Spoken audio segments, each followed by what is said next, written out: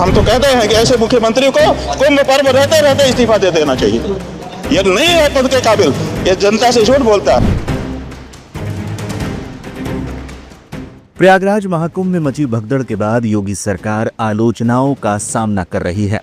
भव्य और दिव्य तैयारियों का दावा करने वाली योगी सरकार की सारी तैयारियां तब धरी की धरी रह गई जब मौनी अमावस्या पर स्नान के लिए पहुंची भारी भीड़ में भगदड़ मच गई। सरकारी आंकड़ा 30 मौतों का है, लेकिन तमाम मीडिया रिपोर्ट्स इस आंकड़े पर ही सवाल उठा रहे हैं। योगी सरकार विपक्ष के निशाने पर तो है ही, अब संतों और महंतों के निशाने पर भी आ गई है।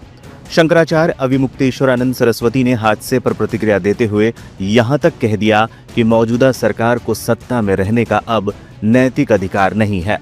प्रयागराज महाकुंभ में हुई भगदड़ पर ज्योतिष पीठ के शंकराचार्य स्वामी अविमुक्तेश्वरानंद सरस्वती ने बड़ा बयान दिया। उन्होंने कहा कि इतनी तैयारियों के बाद भी घटना घट गई। जब आपको पता था कि 40 करोड़ लोग आने वाले हैं तो उसके हिसाब से व्यवस्था होनी चाहिए थी। भगदड़ की घटना ने सरकारी इंतजामों की पोल खोल दी। अधिकारी महाकुंभ में 40 करोड़ और मौनी अमावस्या पर 10 करोड़ श्रद्धालुओं के आने का दावा पहले ही कर रहे थे। इस हिसाब से उन्हें व्यापक तैयारियां करके रखनी चाहिए थी। घटना ये बताती है कि तैयारी पूरी नहीं थी और लोगों के जीवन के साथ खिलवाड़ किया गया।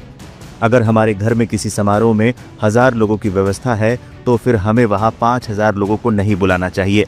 महाकुंभ में भी यही हुआ। मौत का आंकड़ा 17 घंटे तक नहीं बताने पर भड़के शंकराचार्य अविमुक्तेश्वरानंद सरस्वती ने मौत का आंकड़ा 17 घंटे तक छिपाए रखने पर भी नाराजगी जताई। उनका कहना था कि हमें सुबह पता चला कि घटना हो गई है। हम इंतजार करते रहे कि कोई बयान आएगा। 10:30 बजे के करीब सीएम का बयान आता है कि घटना घटी है, कुछ लोग गंभीर रूप से घायल हैं, अफवाहों पर ध्यान ना दे।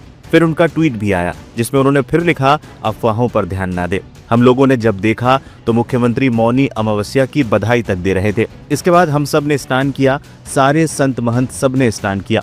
आपने हमको धोखे में रखा कि कोई मृत्यु नहीं हुई है। सही समय पर घटना की जानकारी मिलती तो वो लोग परंपराओं का पालन करते हुए मृतक आत्माओं को श्रद्धांजलि देते और एक दिन का उपवास रखते। आपने उससे हमको वंचित कर दिया। इतना बड़ा धोखा संत समाज के साथ, इतना बड़ा धोखा संत सनातनियों के साथ। आपका अपराध ज्यादा है। आपने देश के सामने झूठ क्यों बोला? हमारे मन में सबसे बड़ी पीड़ा यही है कि हमारा मुख्यमंत्री झूठा है। सरकार को सत्ता में बने रहने का नैतिक आधार नहीं।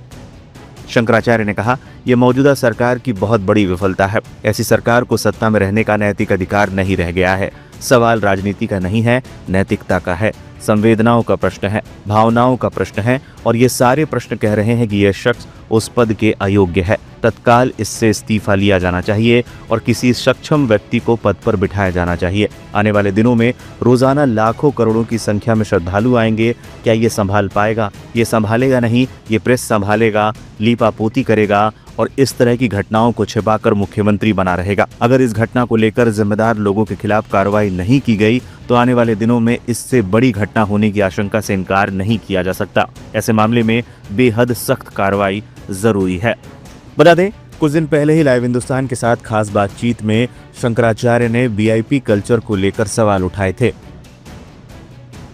कुंभ के आयोजन के स्थान प्रयाग में कैबिनेट की बैठक करने में क्या आपत्ति हो सकती है? क्योंकि पूरा उत्तर प्रदेश उनका है, जहाँ चाहे वहाँ बैठ करके प्रदेश के बारे में निर्णय लें।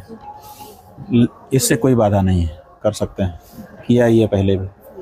बाधा क्या हो रही है कि ये जो मंत्री मिनिस्टर आए हुए हैं उनकी बैठक में भाग लेने के लिए, वो कुंभ का भी लाभ लेना चाहते हैं इसी अवसर पर, और वो अलग अलग सबके संपर्क हैं। कोई यहाँ से जुड़ा है, कोई वहाँ से जुड़ा है, तो कोई इस कैंप में जा रहा है, कोई उस कैंप जा रहा है, कोई उस कैंप जा रहा है।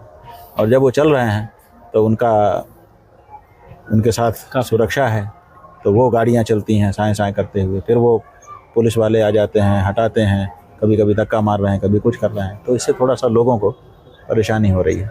ये बचाया जाना चाहिए था, बाकी तो ठीक है।